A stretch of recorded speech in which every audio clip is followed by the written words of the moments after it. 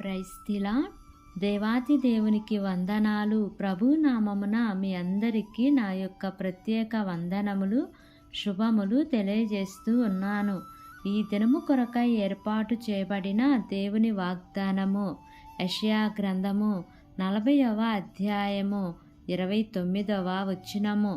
సొమ్మసిల్లిన వారికి బలమిచ్చువాడు ఆయనే, శక్తిహీనులకు బలాభివృద్ధి కలగజేయువాడు ఆయనే. ఆమేన్. దేవునికే మహిమ కలుగును గాక. ఈ ఉదయకాల సమయములో దేవాతి దేవుడు ఈ యొక్క వాగ్దానము ద్వారా మనందరితో మాట్లాడుతూ ఉన్నారు. ఈ యొక్క వాక్యమును మనం జ్ఞాపకం చేసుకుంటే, శక్తిహీనులకు బలాభివృద్ధి కలగజేయువాడు ఆయనే. శక్తిహీనులు అంటే మనము శరీరపరంగా ఏదైనా బలహీనంగా ఉన్నప్పుడు, ఏంటి అలా శక్తిహీనముగా ఉన్నావేంటి, ఏంటి అలా శక్తి లేనట్లుగా ఉన్నావేంటి అని అంటూ ఉంటారు.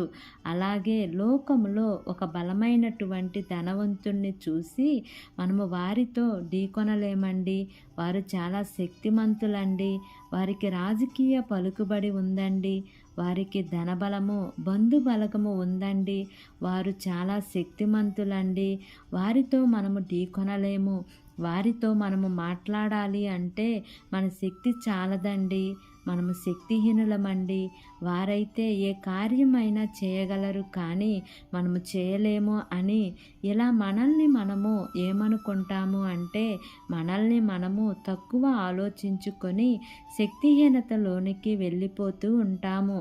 ఒకవేళ నీవు శరీరపరంగా శక్తిహీనురాలివి, శక్తిహీనుడవు అయినా, లేక ఆర్థిక పరంగా ఉద్యోగాలలో అనేక రకములైన సమస్యలను బట్టి శక్తిహీనత, లేదా కుటుంబాలలో మనకు ఉన్నటువంటి పోరాటాలు, సమస్యలను బట్టి శక్తిహీనత, ఇలా అనేక రకములైన సమస్యలను బట్టి మనము శక్తిహీనముగా ఉన్న దేవుడు ఈరోజు నీకు నాకు ఇస్తున్న వాగ్దానము ఏమిటి అంటే, బలాభివృద్ధిని కలగజేయువాడు ఆయనే. నీ శరీరము కొన్ని సంవత్సరాలుగా శక్తిహీనతలో ఉందా? అయితే 12 సంవత్సరాలు రక్తస్రావం కలిగిన స్త్రీ ఆయనను ముట్టినప్పుడు, ఆయనను ముట్టిన వెంటనే స్వస్థత కలిగింది, బలవంతురాలుగా అయ్యింది. ఆనాడు సంసోను కూడా తన శక్తిని అంతా పోగొట్టుకున్నాడు.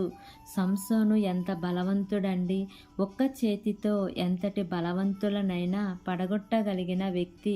గాడిద ఎముకతో 1000 మందిని హతమార్చిన బలవంతుడు సంసోను. కానీ ఒకానొక సందర్భంలో ఆయన శక్తిహీనుడైపోయినాడు, ఆయనకి శక్తి అంతా పోయింది. ఇప్పుడు దేవుడు మరలా తిరిగి ఆయనకు బలాభివృద్ధిని కలగజేసి శత్రువు మీద జయాన్ని దేవుడు సంసోనికి ఇచ్చినారు. మరి ఉదయకాల సమయమున ఈ యొక్క వాక్యము వింటున్న ప్రియా సహోదరి సహోదరుడా, నీవు ఏ ఏ విషయాలలో శక్తిహీనురాలుగా ఉన్నావేమో, అయితే శక్తిహీనులమైనటువంటి మనకు ఆయన బలాభివృద్ధిని కలగజేసేది ఆయనే గనుక, నీకు అన్ని విషయాలలో బలాభివృద్ధిని కలగజేస్తాను అని దేవుడి ఉదయకాల సమయమున వాగ్దానం చేస్తూ ఉన్నారు. కాబట్టి ఈ వాగ్దానంను నమ్మి ఈ వాగ్దానం ప్రకారంగా జీవిద్దాం. దేవుడు ఈ వాగ్దానము మనందరి జీవితాలలో నెరవేర్చబడును గాక. ఆమేన్. ప్రార్థన చేసుకుందాం. ప్రేమ కలిగిన యేసయ్యా, కృప కలిగిన దేవా, నీకు వందనాలు తండ్రి, నీకు స్తోత్రములు ప్రభువా. ఇంతవరకు నీ కృపలో మమ్మల్ని కాచి కాపాడిన విధానాన్ని బట్టి నీకు వందనాలు తండ్రి. ఈ ఉదయకాల సమయమున మీరు మాకు ఇచ్చినటువంటి ఇట్టి వాగ్దానాన్ని బట్టి నీకు వందనాలు ప్రభువా. అయా, ఈ లోకములో మేమైతే శక్తిహీనులము, బలహీనులము, ఎందుకు పనికిరాని వారము తండ్రి. బలహీనులమైనటువంటి మమ్మల్ని తండ్రి నీ బలాభివృద్ధిని కలగజేస్తాను అని, శక్తిహీనులమైనటువంటి మమ్మల్ని బలవంతులుగా చేస్తానని వాగ్దానం చేశారు కదా తండ్రి. అయా, లోకములో ఉన్నవాని కంటే మాలో ఉన్నవాడు గొప్పవాడని ఈ లేఖనముల ద్వారా సెలవిచ్చుచుండగా ప్రభువా, అయా మమ్మల్ని బలవంతులుగా చేసే దేవుడు నీవే తండ్రి. ఎవరైతే ఆరోగ్యపరంగా శక్తిహీనముగా ఉన్నారో తండ్రి, అట్టి బిడ్డలను జ్ఞాపకం చేసుకోండి అయ్యా. వారికి మంచి ఆరోగ్యాలతో నింపండి తండ్రి. ఆర్థిక పరమైనటువంటి శక్తిహీనతలో ఉన్నారో తండ్రి, వారిని కూడా మీరు జ్ఞాపకం చేసుకోండి అయ్యా. మీరే వారిని బలపరచండి తండ్రి. విడిపోయిన కుటుంబాలను కట్టండి ప్రభువా. కోర్టు కేసుల నుంచి విడుదల దయచేయండి తండ్రి. అయా, రక్షణ లేని వారికి రక్షణ దయచేయండి అయా. చదువుకుంటున్న బిడ్డలకు మంచి జ్ఞానమును, జ్ఞాపశక్తిని దయచేయండి ప్రభువా. ఉద్యోగాలు లేని వారి కోసం ప్రార్థన చేస్తున్నాను తండ్రి.